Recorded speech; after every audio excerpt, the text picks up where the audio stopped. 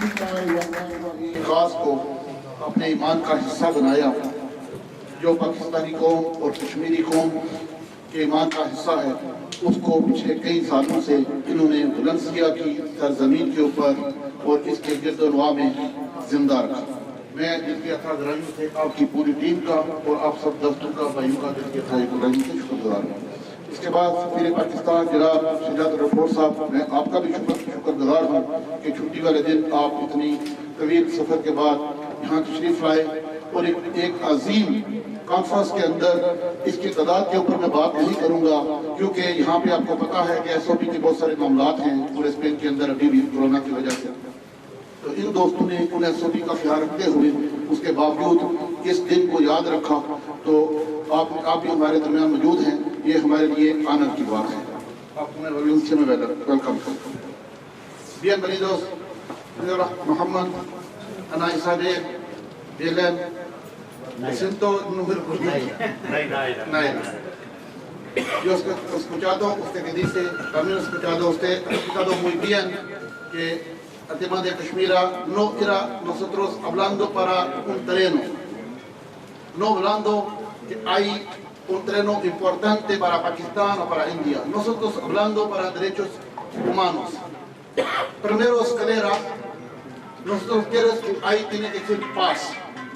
Hasta que no hay paz, no puede ser buscar ninguna solución. Tú levantando voz, porque últimos dos programas que veo en la universidad, yo veo ahí también usted, muchísimas gracias. También el señor Zakir ha explicado muy bien que por qué problema tiene en Kashmir. Esto es muy importante para ciudadanos de Kashmir, ¿por qué?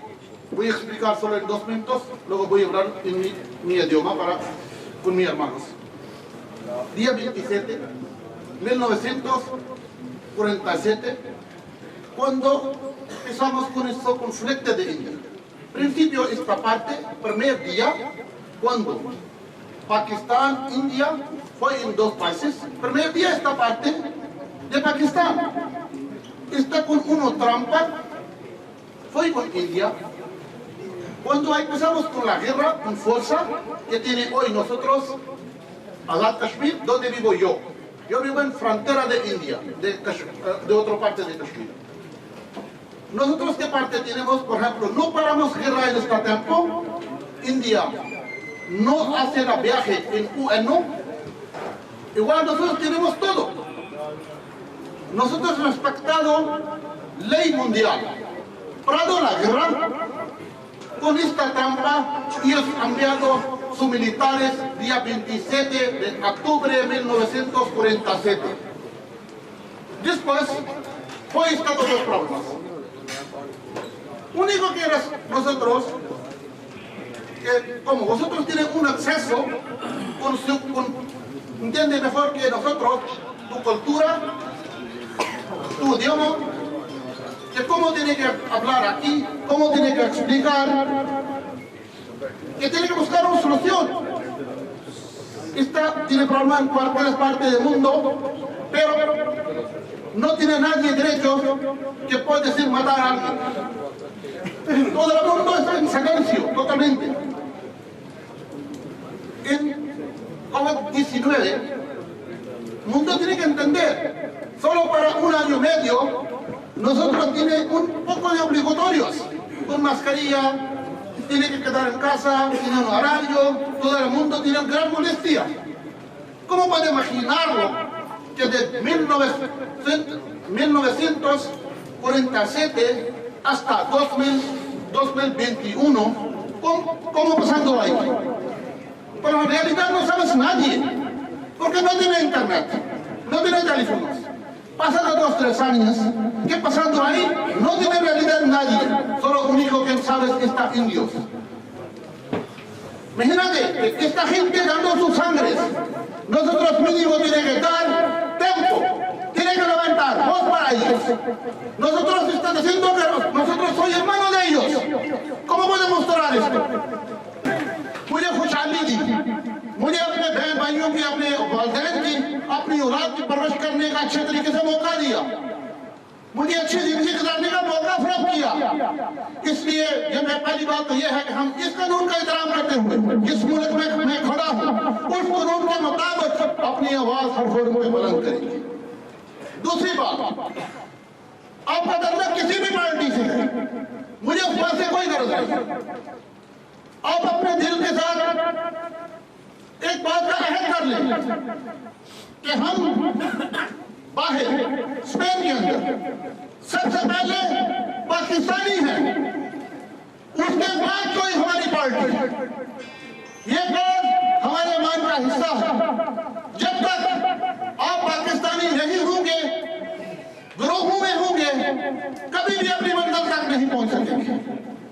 اور ہر government نے، ہر ambassador نے، اپنے دور میں ہر سفارتکار نے، ہر قونصل general نے، میرا یہ ایمان ہے کہ کوئی بھی پاکستانی دنیا کے کسی بھی خطے میں ہو، بیمار لوگ ہر کمیونٹی کے اندر ہوتے ہیں لیکن ان کی تعداد مائنس میں ہوتی ہے۔ کوئی ایسا شخص پوری دنیا میں آپ کو نہیں ملے گا جس کے پاس غریب پاسپورٹ ہے کہ وہ کبھی کشمیریوں کے ساتھ غداری کر سکتا ہے۔ یہ جو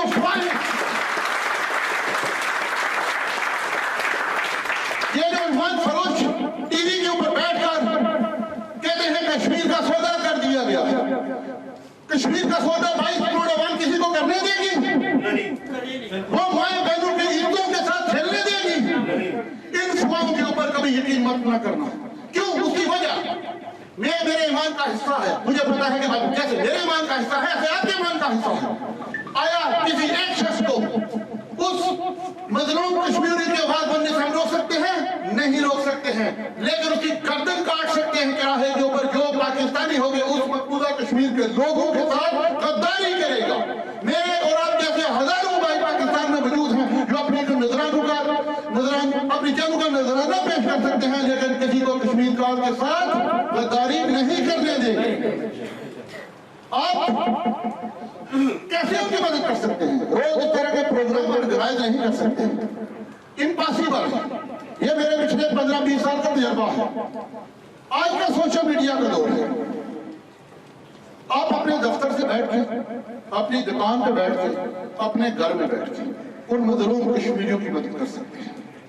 اس کا ایک ہی رستہ ہے، سوشل میڈیا کے اوپر انٹرنیشنل قانون کو سامنے رکھتے ہوئے اس کام کو صرف زندہ رکھے۔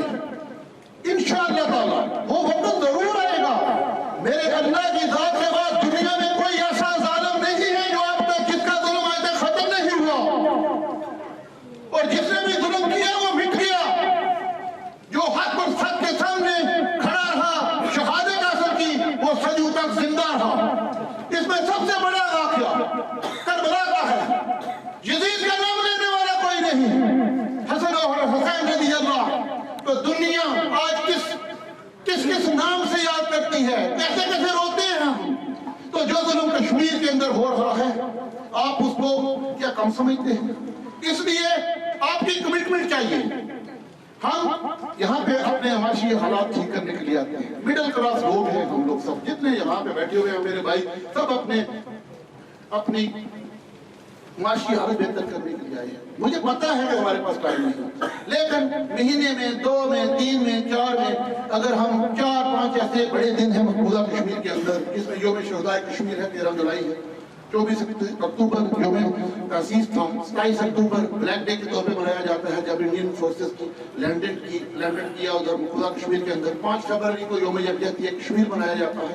اس طرح کے اور 2-4 دن ہیں، آپ ان کو سلیکٹ کر سکتے ہیں۔ ہر 2 مہینے کے بعد 1 مہینے کے بعد کوئی چھوٹا موٹا پروگرام، تعداد کی فکر نہ کریں، 10 لوگ بیٹھ کے کریں گے آپ کی آواز سنی جائے گی۔ صرف اس کام کو ہم نے یورپ کے اندر زندہ رکھنا ہے، باقی کام کرنے کے لیے سفارتکار بیٹھے ہوئے ہیں، ان کو پتا ہے بہت ساری فیشل باتیں وہ ہمارے ساتھ نہیں کریں گے۔ کیوں؟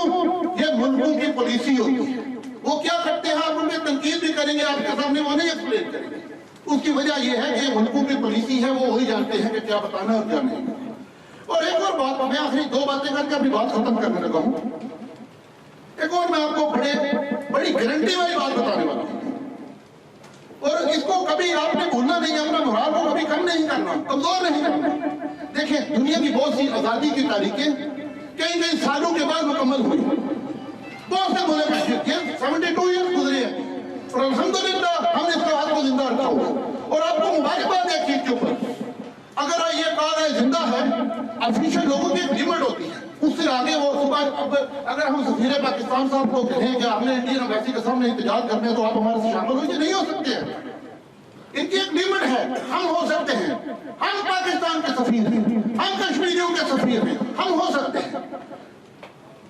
میں آپ کو گارنٹی والی بات بتانے لگا، دنیا کی بہت سی آزادی کی تاریخیں ختم ہو گئی، اس کی صرف ایک ہی وجہ تھی کہ ان کے گرانٹر نہیں تھے، اگر تھے تو کمزور تھے۔ ہمارا گرانٹر وہ ملک ہے جو لا الہ الا اللہ کے نام پہ بنا،